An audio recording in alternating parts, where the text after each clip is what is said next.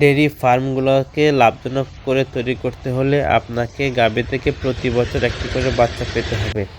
High yielding ফার্মগুলোতে আমরা সেটা কমনভাবে mistake করে ফেলি, কিন্তু যদি প্রতি বছর একটি করে বাচ্চা পাওয়া যায় তাহলে সেই ফার্ম অবশ্যই লাভজনক হবে। এবং প্রতি বছর বাচ্চা পেতে হলে আপনাকে কি করতে হবে, যখন ল্যাকটেটিং পর্যায়ে গাভীটি থাকবে তখন গাভীকে ব্যালেন্স নিউট্রিশন দিতে হবে। যত ধরনের মাইক্রো মিনারেল আছে সব ব্যালেন্সভাবে দিতে হবে, যেন গাভীতে নেগেটিভ এনার্জি ব্যালেন্স কোনোভাবে তৈরি না হয়।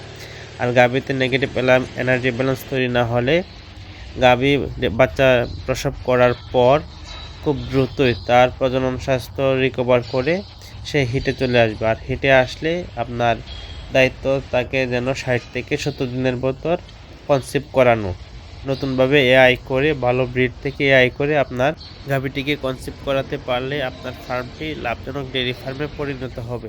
ধন্যবাদ সবাইকে। আমাদের চ্যানেলে যারা নতুন তারা চ্যানেলটি সাবস্ক্রাইব করুন এবং আপনাদের কোনো মতামত বা জানতে যাওয়ার থাকলে অবশ্যই কমেন্ট করে জানাবেন। ধন্যবাদ সবাইকে।